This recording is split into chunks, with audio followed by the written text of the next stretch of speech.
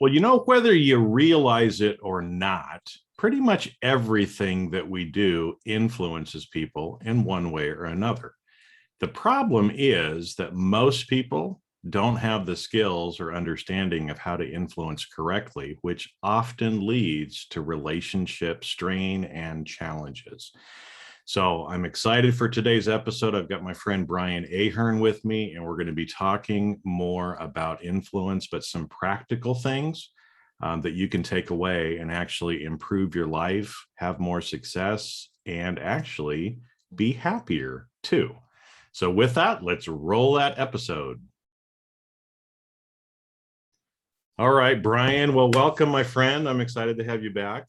It's exciting to be back, Jason. It's already been fun talking to you before you hit the record button. I know. It's like, well, on one of the other podcasts I do, we used to do where we just record from the beginning. And so there'd be a whole bunch of like crazy outtakes and things like that we would do. And sometimes I feel like, we should have hit record before. That was some really good stuff.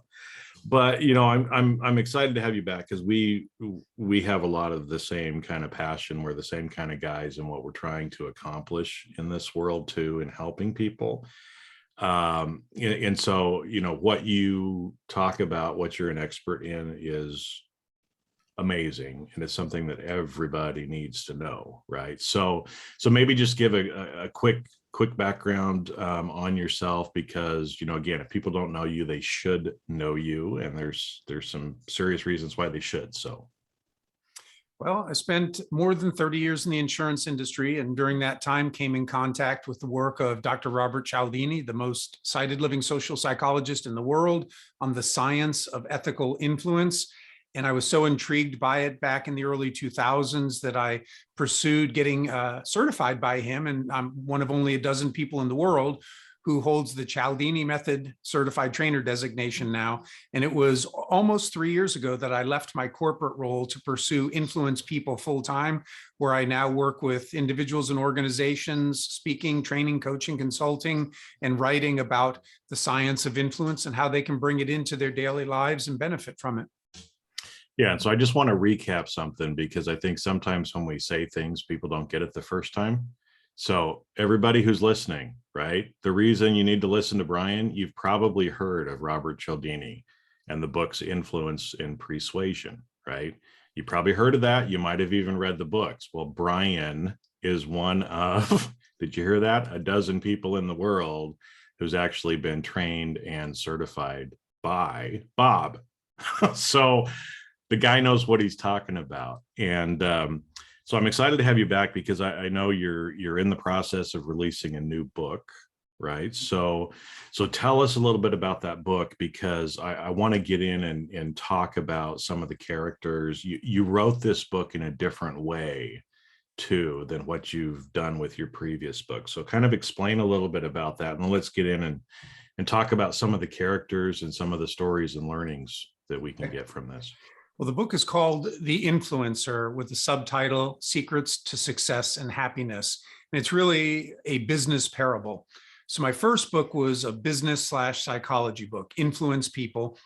The second book I came out with, Persuasive Selling for Relationship-Driven Insurance Agents, very specific market, very specific theme, sales. And I knew that there are some people who won't pick up a psychology book and some who won't pick up a sales book. But the genre of business parables is really, really popular. So I thought, if I take a stab at this, I might be able to hit a whole new audience that never would think about reading a book about influence. And yet it's so important for our professional success and personal happiness. So that was the genesis of the idea. And I have to say, Jason, that it's the first time I really ever tried to write in a story format. I mean, most of the time I'm writing things that are pretty technical and science related. So this was a lot of fun. Felt a little bit like God, kind of. I got to control the destiny of these characters. You create the characters, and then you live out their lives. And I knew I was on to something good, because my wife, I had downloaded the book into an app I have, and I was listening to some of it with my wife. And then I overheard her later saying, I can't believe it, Brian's writing a book and it's kind of like a novel, and it's really good. Almost like I was capable of it. Well, and knowing your wife, she probably wouldn't tell you that to your face, but you got to hear it, which is great, right? True. Yeah. You see the Facebook post. So your listeners may not know, but you are 100% right. Well, and I think it's, because again, there's the nerds like you and me that we read psychology books, we read these scientific studies and other stuff, and we understand, but most people don't, right? And so yeah, this business parable idea of actually showing people some real life situations and how influence works, because I think there's some misconceptions that maybe we just hit at the beginning here, and then we get in and talk more about the characters. Is a lot of people think they're influencing people when they're really trying to manipulate or coerce people, right? So there is a big difference between those two. The other one is kind of around the fact that people don't realize that everything we do is influencing someone in some way, right? And a lot of the times it's not the way we want it to be. Right. So maybe let's hit on this, kind of explain to people what does influence actually really look like, and how is that different from how so many people think what they're doing is, but is really more manipulation. Okay, great. When I talk about influence, and I more specifically talk about persuasion, I always ask people, what's your definition of persuasion? And I usually will hear most of the comments revolving around changing how somebody thinks or feels about something.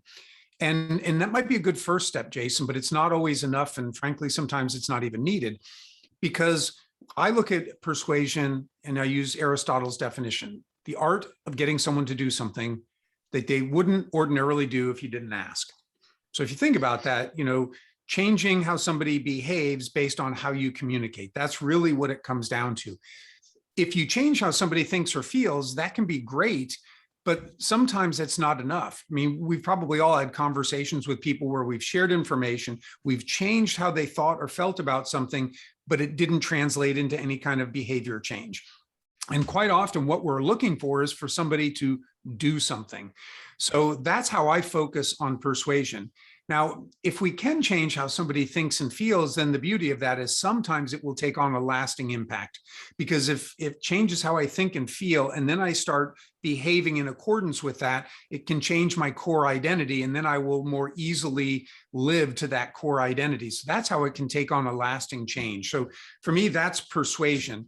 And I think the difference between what we talk about when we're talking about influencing people and ethically persuading people is the difference between that and manipulation. There's three things that are core. And readers will see this when they read the book and go through the story, and the main character, John, talks about this. The first thing is that we always have to be truthful. And Jason, when I say truthful, I'm not just talking about telling the truth. We never hide the truth either. Because if there's information that's material to the decision and we're withholding it, and then we try to say, well, you didn't ask, that's not defensible. Nobody's going to look at us as an ethical individual when they said you knew that and you didn't share it. But what we learn when we understand the influence process is I can share some information that might actually work against my case, but if I do it the right way, I can gain credibility as an honest broker. And that may take me even further, because then I have an opportunity to continue and talk about the strengths. And I gain this credibility where someone says, he might not have had to tell me that, but the fact that he did, I trust him. And so it gives more weight to the things that I share beyond that. So that's number one. We have to be truthful. Number two is we only use the psychology that's natural to the situation. And I think your listeners will understand this one. Scarcity, that feeling that we want something more if we think that it's rare or going away. Well, if scarcity is not really available in the situation, we don't falsely claim that it is just because it might motivate people to take action. That's not being ethical, to use psychology that's not even present in the situation. And then the third thing that we look for is creating a situation that's mutually beneficial. And the way the character explains it in the book is he says, good for you, good for me, then we're good to go. If we both really believe that we're better off from the interaction, and I've been truthful in terms of my honesty and sharing information, and I'm only using psychology that's natural in the situation, I can feel comfortable in terms of my being an ethical influencer and not manipulating people to do just something that I want. Yeah, because I think that, I've always kind of thought of it as that third one, but the other one's about being truthful, completely truthful, and then only what's natural to the situation, I think is important too, right? Because again, sometimes people will take those, 6 or 7, it depends on how you look at it, right? That the Bob kind of came up with, and they'll try to do all of them, but all of them aren't relevant. And like Right. you said, and so if we're trying to scare somebody or use something like scarcity when scarcity isn't really a thing related to it, that would actually erode our credibility, right? Because people are smart. Right. They're going to know that's not really true, right? Yeah. An example would be if you went to the store and you're looking at something and a salesperson says, "Oh, this is the last one." Now, this also borders on just lying, but specific to the psychology, they say, "Oh, this is the last one," which is scarcity, and it makes you want that thing more because if you don't buy it, somebody else is going to get it. So if you make that purchase and you go back to the store the next day and you see that item out again, or you hear that salesperson use the same line on somebody else, you're going to feel like you were manipulated. You made a decision because you thought if you didn't in the moment, you were going to lose the opportunity. But the reality was you were never going to lose the opportunity. Yeah.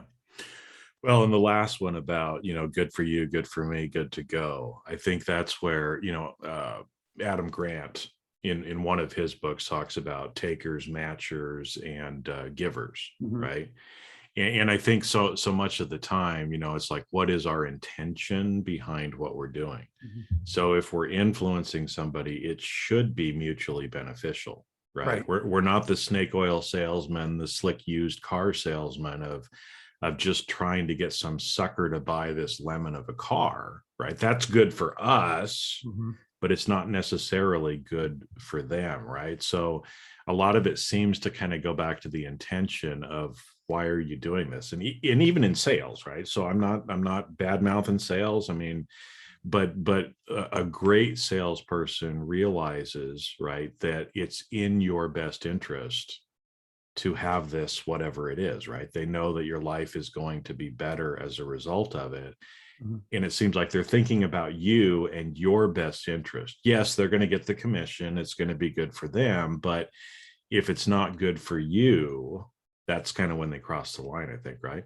Exactly. And there's nothing wrong with a salesperson earning a commission when they sell their product or service, as long as they know that it's not just benefiting them by commission, but it's also helping the other person. And in the book, throughout the story, the main character, John, early in his career, spending time with the salesperson, learns one of these keys to success and happiness is the principle of liking, that not just getting people to like you so they'll do what you want, but coming to like the people that you're with. Because once that happens, the more I get to know and like you, Jason, the more I want your best. And that's what really starts naturally removing manipulation from the equation, because I know you would never manipulate your friends and I wouldn't manipulate my friends. So I always encourage people, do what you can to make friends with the people that you're interacting with. And so through the story format, John begins to learn this first and foremost as he travels with a really seasoned salesperson who it's so apparent to him as a new recruit in this company that, wow, these clients really seem to like this individual. And so he starts asking them, what is it about your relationship with them? Why do they like you so much? And then the guy tells him, I don't do anything to get people to like me. Of course, John presses a little more and he goes, you must be doing something. And he goes, nope, never tried to get anybody to like me. I just do everything I can to like my clients. And then it's like a light bulb come on moment for John, like, wow, that makes all the sense in the world. Okay. So you heard he used the word light bulb too, right? So everybody rewind. Well, you can't rewind right now, but so we'll tell you that again, right? One of the keys to success and happiness is learning to like the other people, right? Mhm. It's not so much about them liking you and trying to be a different person, right? I love how that salesperson said that. I never try to get anybody to like me. I try to like them, right? And so showing up, as we are, because I think that's something that sometimes people think I have to be somebody different Mhm. in order for people to like me. And so we're putting on this false front. Mhm. We're lying, we're feeling bad about, who I really am. I'm not really showing up as who I really am, right? And it's so that is a great piece of advice. Books Whoa. full of them, Jason, full of them. Oh, I know you are. That's why I love you, man. Well, so let's talk about some of the characters, because we've already started. You said John is kind of the narrator through this, the main character, and he has interactions with different people, Mhm. right? So let's talk about maybe some of the characters that are in here, and some of the lessons, because again, what I love that you did with this is you're trying to show like real life examples that we all experience, right? And so that's why this book is not for insurance salespeople or the psychology. It's for all of us, right? Mhm. Because we're all living with this. We're all in relationship with other people, and the better we can do at that, right, the more success and happiness we're actually going to have. Sure. Well, in the book, the character, we follow the life of this individual, John Andrews, and he goes to college, and like many of us, he takes classes, and one of them really seems to resonate with him his freshman year, and it's just a Psych 101 class where he's introduced to a little bit of this psychology. And then, like most college kids, he promptly forgets it when he goes home for the summer and the next 3 years of school. But when he gets out into the work world and he starts his career, he starts remembering some of what he learned, and he begins to put these pieces together as he meets these individuals. Now, I'll tell your listeners that almost every person in the book ultimately is someone that I know in real life, and I learned some tremendous things from, and I was able to say, oh, that's really this particular principle. That's what I really am taking away from my relationship with them. So I'll give you one example. In the book, John, as he is traveling through New Mexico in his sales job, he meets an individual named Al. Al is running a family practice medical facility, and John notices that these people seem to really be connected, almost like family. So he asks him about it over lunch. And what Al tells him really surprises John. Al tells him that he is alcoholic. And John's like, I never met anybody who was alcoholic or recovering alcoholic. And Al's assuring him it's okay, not to worry. But what he teaches him is the principle of unity that Robert Cialdini talks about. And unity is about shared identity, that it's easier for us to say yes to those who are of us, of our tribe, so to speak. And what John learns from Al, and Al is a real person that I actually learned this from. In the story, Al reveals to him that most of the people who are working for him are recovering alcoholics, and that there's this deep bond that if you are a recovering alcoholic, you can look at another alcoholic recovering and know where they are and what they're going through that other people can't really understand. And so that mutual deep connection and affection that they have for each other, that's what John was observing. That's why they were so close. And so through the course of the conversation over lunch, it really drops from his head to his heart that he now understands at a deep level what this principle is, because he's seen it play out in front of his eyes. Well, and it's interesting because as you bring that up, there's that fraternity, brotherhood, sisterhood, right? Whatever sort of a thing that when we feel that shared identity with somebody else, right? And so, yeah, in that instance, recovering alcoholics, they understand, they get it, right? Right. But I think what's interesting, and so I wanted to ask you this is, but doesn't that also mean that we have to be in a position to share a little bit about us, which may feel a little vulnerable, Mhm. in order to have some of those unity connections? right? Because yeah, in that instance, okay, recovering alcoholic, or I know there's a they make tortilla chips and stuff like that here in LA.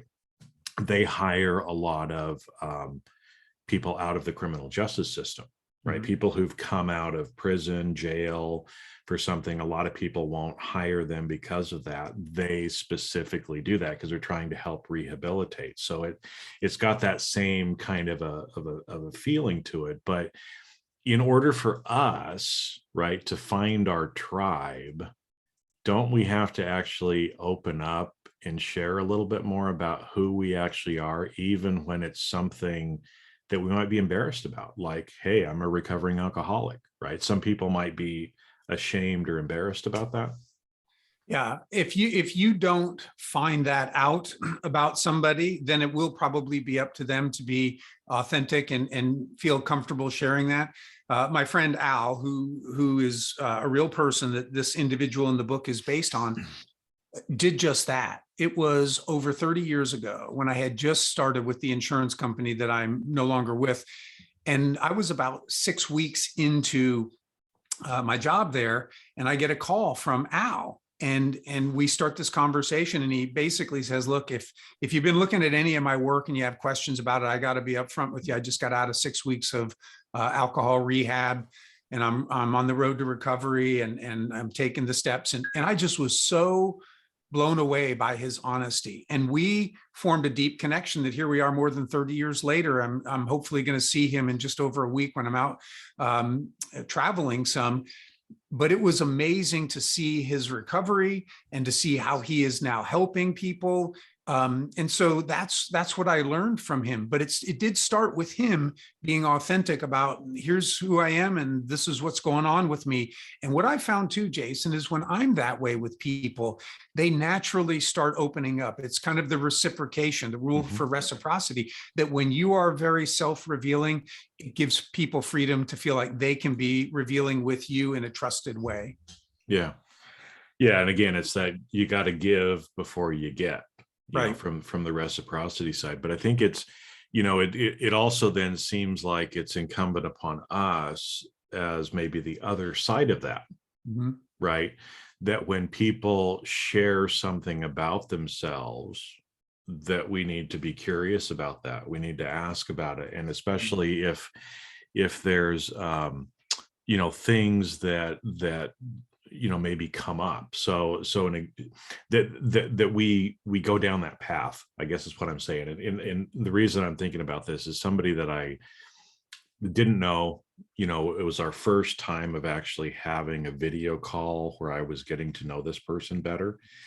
And it just came up, right, in our discussion about some of my kids and the fact that two of my kids are adopted through foster care. And I don't even know how that came up in our discussion, but all of a sudden I saw her eyes perk up and she said, "Did you just say that you were a foster parent?" And I said, "Yeah." And she said, "I was a foster child." Right. Mhm. So it's like all of a sudden, it's like, I don't even know how we got there. Right. Right. But the fact that I shared that for whatever reason made her share that, now we have that unity or that deeper connection. That's kind of what you're talking about, right? Right. And that's why we talk about shared identity. It goes much deeper than having something in common or something that's similar, like cheering for the same team. There can be close knitness with fans and certain things like that. But her reaction to what you shared was deep in her core and her self-identity. And so it's touching part of your identity too, that you can have this conversation that very few other people are going to understand from the perspective of being the foster parent and being the foster child. So that's a brilliant example. Yeah, well, and I think it's, again, it's the more that we can open up and share, right, Mhm. the more we can have these connections, and ultimately that's what people want, right? So again, folks, you can choose to like wall yourself off Mhm. and not let anybody know anything about yourself. But if you want these deeper connections with other people, you've got to be willing to share, right? Right. And I think, I've seen this in some of the different coaching programs, other things that I'm in myself. And I remember one of my coaches saying, what you think is most personal is most general, meaning that there's a lot of other people that have gone through some of these same things that you might be embarrassed about. A lot of other people have done that too. I think the Me Too movement showed that, right? In a big way on social media, there's a lot of women who have gone through some similar kinds of things, right? So Yeah. Al sounds like a great guy. He is. He's a wonderful guy. And from all the stories that I heard, the other thing I remember learning from him too is I told him one day, we were talking about faith, and that's a big part of AA. And I said, Al, I said, I've heard all the stories. I mean, I've heard all the stories about, chasing women and wild nights and all that stuff. And I said, but the only guy that I've ever known is sober Al. And I said, I really think that's how God sees us, that he doesn't forget what's happened, but he sees us as who we are in him. And at this point, and again, I never forgot that revelation for me, and he didn't either. And it was conversations like that kept us close knit for all these years, even though we lived geographically pretty far apart. Yeah, it was that intimacy that you actually had by sharing those kinds of things with each other. Right. And again, the faith side of it, again, that was something that was common between both of you, and you could understand that. But I think too, as you say that, it's an important thing too, because I know the tagline on your book, Secrets to Success and Happiness, that you just shared another one too, right, with people, and they probably didn't even realize it is the past doesn't exist anymore. Right.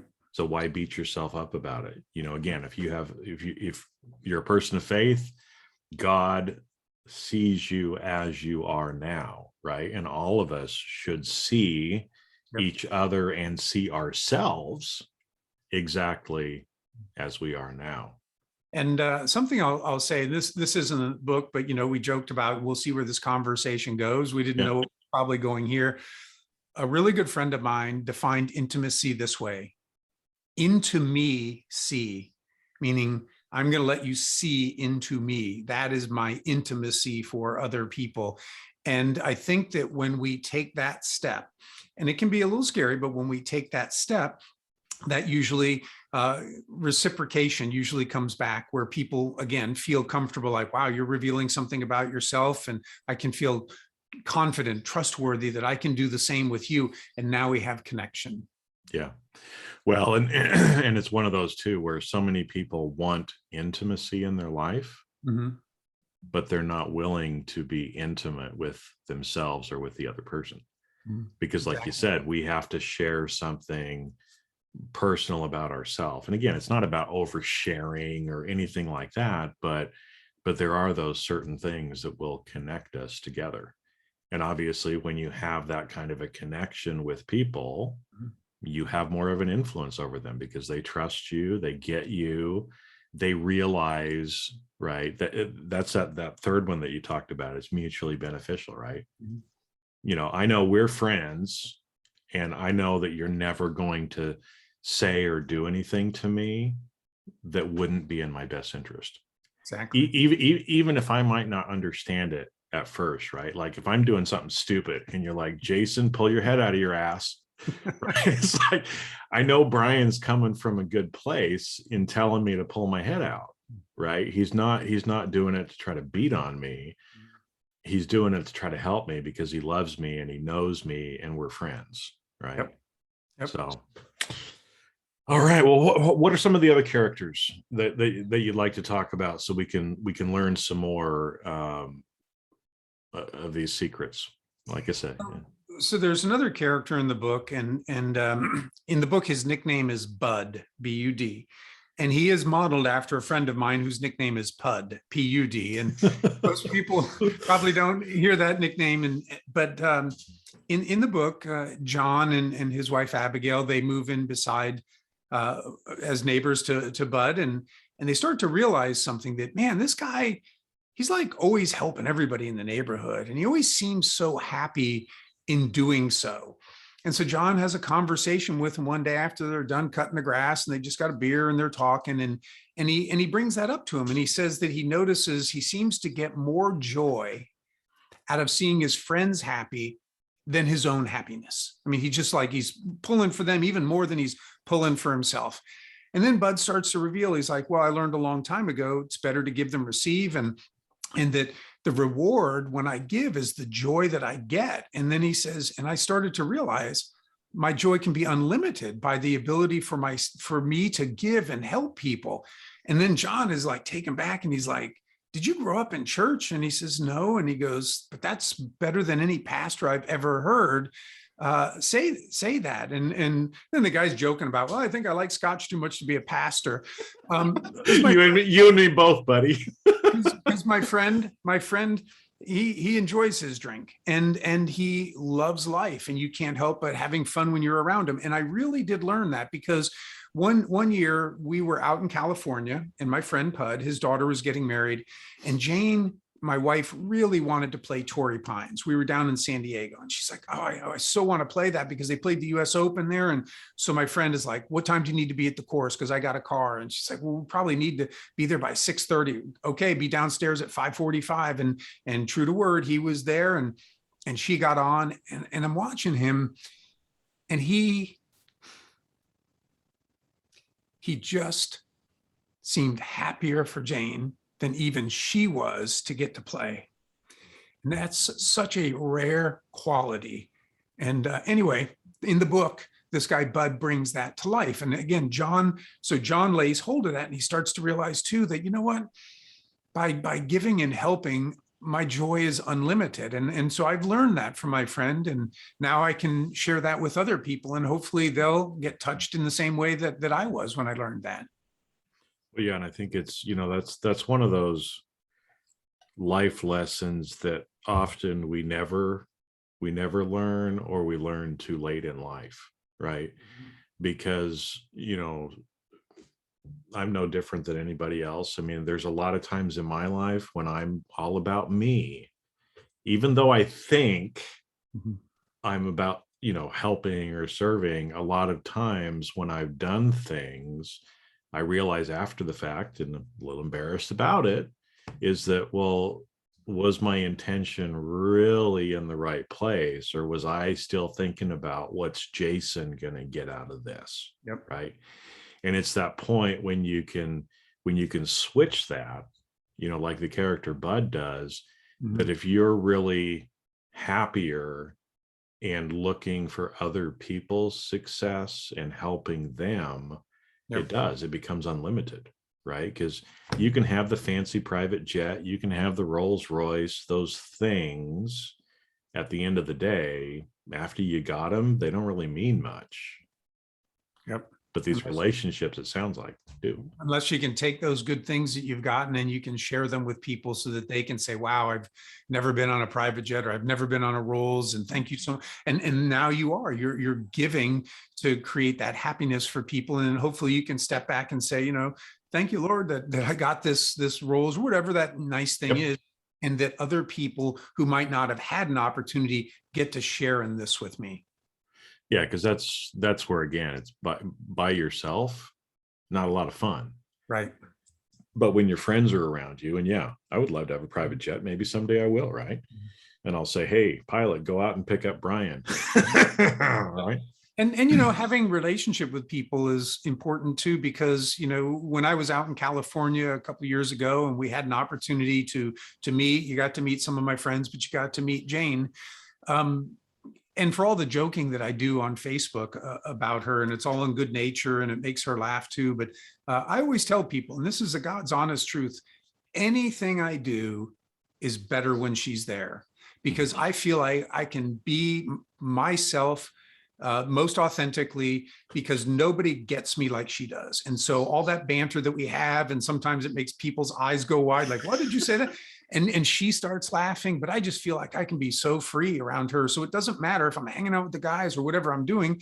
I love having her because it just makes it better. And I think that when people have relationships like that, then you don't want to just be off by yourself. You want to be around people because your joy gets magnified by their presence. Yeah. Well, and the comfort and the ease that comes Mhm. from it, right? Because like you said, you don't have to put up any pretenses. You Yep. can just be your authentic, real self. She gets you. Mhm. She understands. She knows your heart, right? And again, I mean, yeah, you guys have the joking back and forth. She gives it just as much as you do, right? Yeah. So but it's those are the kinds of relationships that we're trying to develop, Mhm. right? And what's interesting again is, yes, all the psychological, all the scientific research that has gone into, what does it take to influence people? Well, those are also the same things for us to have better relationships with the people around us, right? I Mhm. mean, that's kind of what I'm hearing from this book as well, right? It's not necessarily about influencing people to make a sale. Mhm. This just makes us happier and has us live a better life. Yep. Yep. You don't do it for the reward, but you do end up getting a reward. That you don't help people so that you'll get something, but you do end up getting something. And it's not the tangible, it's that knowledge inside of how good it feels to be that giver and to help. And if more people did that, I think we'd have a lot less problems in this country rather than where we are right now with so many things. Well, yeah, and that's what I've heard a few people say. When I thank them, Mhm. they say no, thank you. And at first, it's kind of like, well, what are you talking about? You did me a service, right? I mean, I'm appreciative for it, right? Thank you for doing that. But the people who get it, they're like, no, Mhm. thank you, because without Yeah. you and me being able to serve and do that to help you, I wouldn't have gotten. Yeah. I they feel like they get more out of it than what I got out of it. Yeah. So I'm going to share something that's not in the book, but it's so relevant to what you're saying.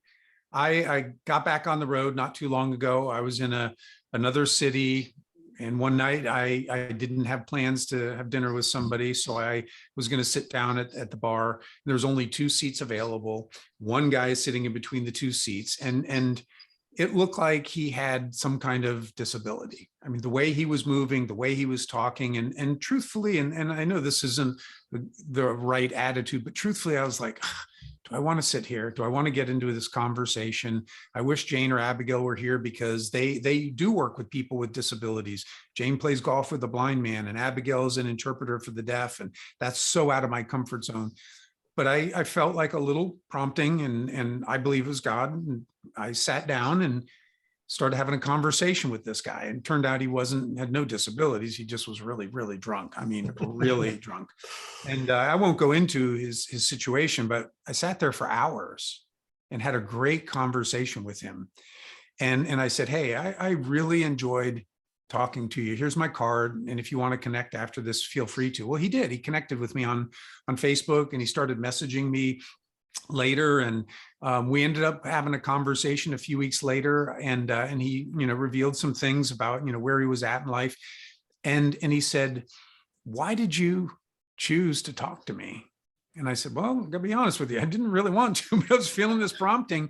And and uh and I said, but you know what? I said, I will never for the rest of my life forget who you are and what happened that night, because you may feel like it was for your benefit. You may feel like, wow, God put this person into my life, but I'm saying God put you in my life to clearly show me that he was tapping me on the shoulder to say, sit down and have that conversation. So he's like saying thank you. And I'm like, no, thank you, because I so clearly understood what happened there.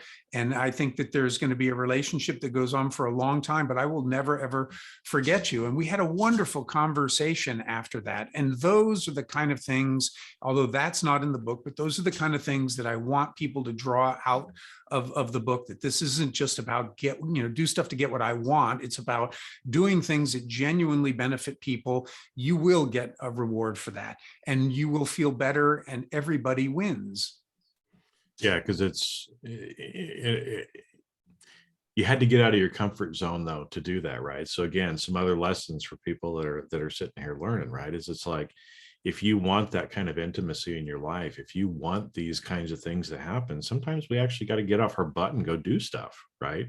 Mhm. You know, and good on you for kind of feeling that, and making that connection, right? Because that's a real life example of your life was better for it, his life was better for it. That's the kinds of human interactions that we want to have. And you know, a lot of times, I mean, we don't know where it's going to go, so just be open to some of the possibilities, right?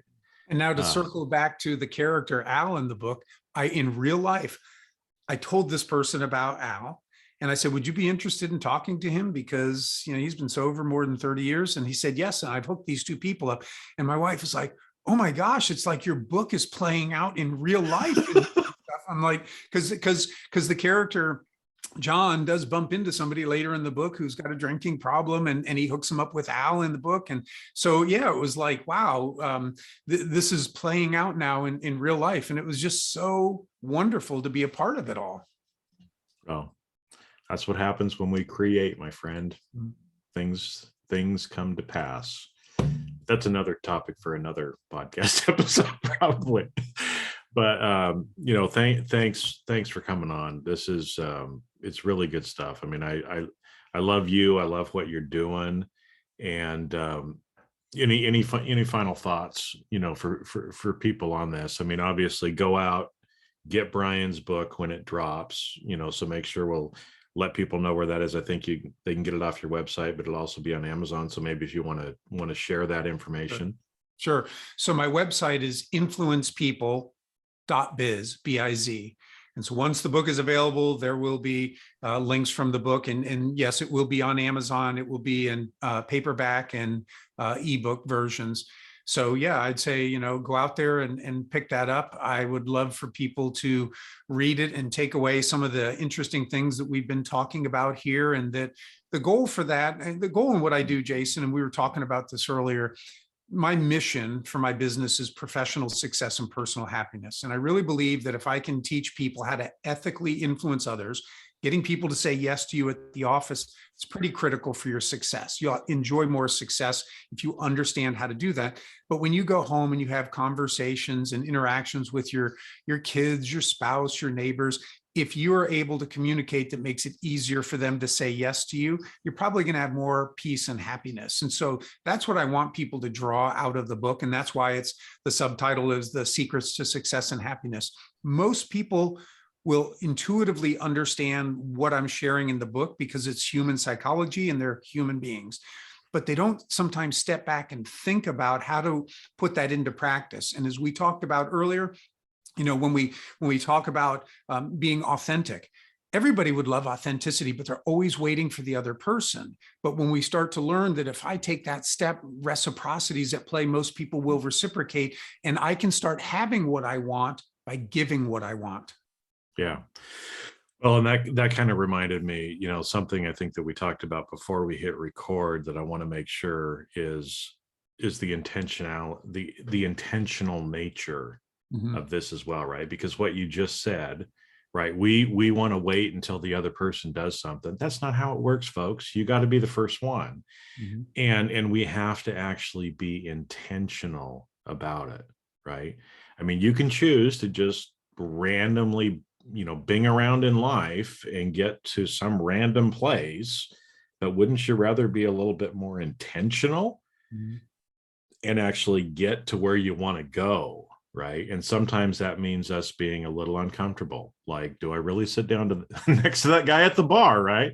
I mean, I've had a lot of experiences like that too, where it's like these random chance encounters, and it's like, holy shit, I'm going to remember that for my whole life, right? Yep. That was one of the most interesting people I have ever met in my life, and I'm glad I didn't miss that opportunity, right? Yep. And so again, that's what I think is so great about the book. It's something that's easy for people to consume, but then folks, you got to actually do something with it. You got to Mhm. actually try it. You got to put some of these things in place. But you know, from Brian's life, from my life, it works. Yes, it does. It does. It works. Any final thoughts? Um, I'll just say this. Thank you. Thank you for having me back on. It was just random that I joked and replied back to the email, and you're asking what's going on. I said, I got the book, hey, come back on the show. So it had been a while since we've seen each other and talked. And so this was just a lot of fun. So thank you for having me on. Well, you're welcome. And no, thank you. Right. Because just like with everything, I mean, we learn, right? I mean, our relationship is stronger now as a result of it too, which is great because I think you're a fabulous guy. And yeah, I'll have to tell you some other stuff after we quit hit and record probably, but thank you for coming on and for the work that you're really doing to help people actually have more success and happiness, because that's ultimately what everybody wants. The problem is they just don't know how to really get it. Yep, I agree. And so thank you, my friend, and I'm sure we'll have to have you back again. You're going to be a regular person on the on the show. I would love it, Jason. Thank you. Thank you.